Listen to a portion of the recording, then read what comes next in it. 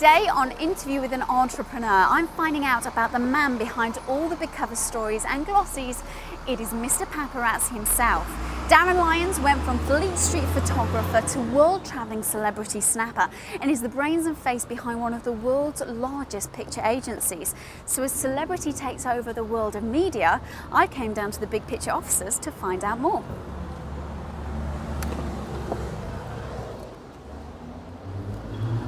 Hi, this is Mr. Paparazzi. This week's show is an absolute belter, of course. Mr. Paparazzi, the number one for entertainment.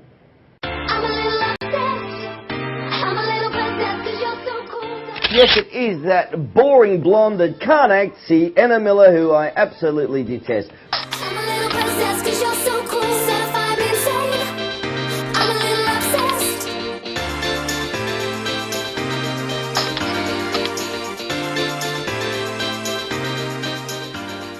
I just worked 24/7 basically. Even when I first got here to worked on Fleet Street, and I was after the News of the World, I was working very quickly with the Daily Mail. I was working treble shifts on the Portland Hospital before Beatrice was born. You know, I didn't sleep. I was just earning money, and I was earning a lot.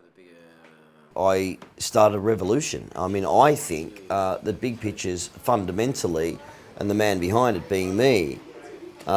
Changed the ethos of celebrity. I made it far more accessible to publications. So I created a boutique Gucci-fied business, I call it, because Gucci was the huge label at the time, into a business for the world with huge turnover of images, so that there was a lot there. It was like I was the posh Tesco or Sainsbury's or I was M&S of its time in pictures. You heard it here first. There's no such thing as bad publicity. That's incredible. Just gone to number one today, is it? Yep. Just been released? I don't know. You do need to have the edge, and I think I have an edge in a lot of ways. I do think, you know, someone once told me, very, very successful person once sat down next to me and became a very close friend of mine. See how hard it is to do television, viewers? And he said to me one day, he said, Dazza, he said, I love you, mate. He goes, do you know, people like you and me are in the top 1% of the whole world, the way we think, the way we want to create, the way we want to build. And not only, I've thought about that many times, and sometimes people just can't keep up with me, and I don't understand why. Next up this week, yes, it is the Bionic Woman, or is it not the Bionic Woman? Michelle Ryan, yes, she was in EastEnders, but now she's in LA big time. Check her trying to lift those weights.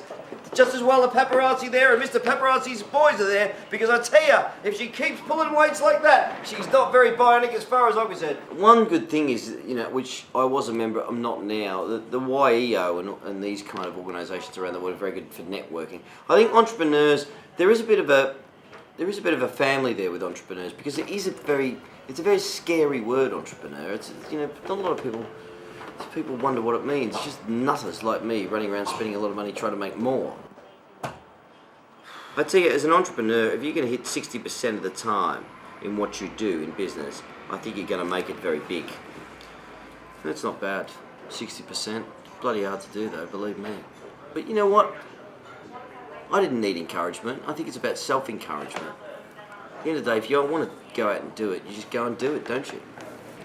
Baby girl. I'm a competitor. My ambition is to achieve the unachievable, and you know, at the end of the day, if you want to keep up with me, we'll try. Is the way I kind of work. So, and I'm an ideas person, and I'll always gamble. I'll always gamble on myself. The biggest problem a lot of people have in business is they don't back themselves. They won't take that risk. They want the safe exit. Do you know what? I came here with 500 quid. If I go home with 500 quid, I don't give a f***. I've had a f***ing great time.